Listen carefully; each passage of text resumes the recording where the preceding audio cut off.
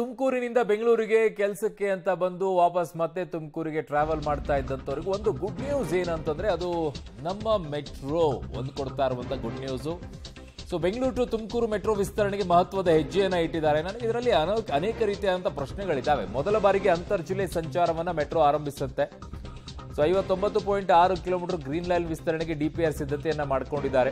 ಬಿಡ್ಡಿಗೆ DPR ತಯಾರಿಸೋಕೆ ಬಿಡ್ ಅನ್ನ BMRCL ಕರೆದಿದೆ. 60 ಕಿಲೋಮೀಟರ್ ನಿಂತ್ಕೊಂಡೇ ಬರಬೇಕಾ ಅನ್ನೋ ಪ್ರಶ್ನೆ. ಆಮೇಲೆ ನಿಮಗೆ ಚೀಪ್ ರೇಟಲ್ಲಿ ನಿಮಗೆ ರೈಲ್ವೆಯಲ್ಲೇ ಬರ್ತಾರೆ. ತುಮಕೂರಿಂದ ಇಲ್ಲಿಗೆ ಬರೋದಾದ್ರೆ ಸಿಕ್ಕಾಪಟ್ಟೆ ಟ್ರೈನ್ಗಳಿದಾವೆ. ಬೆಳಗ್ಗೆ ಟೈಮಲ್ಲಿ ಸಂಜೆ ಇಲ್ಲಿಂದ ಹೋಗಬೇಕಾದ್ರೆ ಅನ್ನೆಸೆಸರಿಯಾಗಿ ಆ ಕಡೆಗೆ ಮೆಟ್ರೋ ಕೈ ಹಾಕ್ತಾ ಇದೆಯಾ ಅಂತ.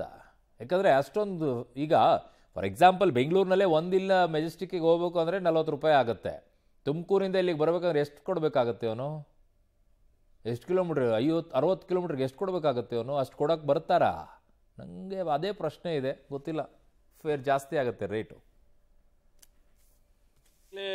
ಟೆಂಡರ್ ಕರೆದಿದ್ದಾರೆ, DPRಗೆ ಟೆಂಡರ್ ಕರೆದಿದ್ದಾರೆ.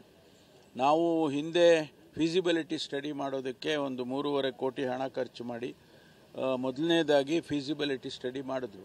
ಹೈದರಾಬಾದ್ ಕಂಪನಿಯವರಿಗೆ ಕೊಟ್ಟಿದ್ದು. ಅವರು ಫೀಸಿಬಿಲಿಟಿ ರಿಪೋರ್ಟನ್ನು ಕೊಟ್ಟರು. ಕೊಟ್ಟ ನಂತರ ಸರ್ಕಾರ ಅದನ್ನು ಪರಿಶೀಲನೆ ಮಾಡಿ ಸಾಧಕ ಬಾಧಕಗಳನ್ನು ಚರ್ಚೆ ಮಾಡಿ ಇದು ಮುಂದುವರಿಬೋದು ಅಂತ ಹೇಳಿ ತೀರ್ಮಾನ ಮಾಡಿ ಈಗ DPR ಮಾಡಬೇಕು, ಡಿಟೇಲ್ಡ್ ಪ್ರಾಜೆಕ್ಟ್ ರಿಪೋರ್ಟನ್ನು ಮಾಡಬೇಕು ಅಂತೇಳಿ ತೀರ್ಮಾನ ಮಾಡಿದ್ದಾರೆ. ಅದನ್ನು ಕೂಡ BMRCLನವರೇ ಮಾಡಬೇಕು. ಅಂದರೆ ಅವರು ಟೆಂಡರ್ ಕರೆದು ಯಾರಿಗಾದರೂ ಕಂಪನಿಗೆ ಕೊಟ್ಟು ಕಡಲೆಕಾಯಿ ಪರಿಷೆ ಕಡಲೆಕಾಯಿ ತಿನ್ನಲಿ, ಸುತ್ತಮುತ್ತಲು ಒಳ್ಳೆ ದೊಡ್ಡ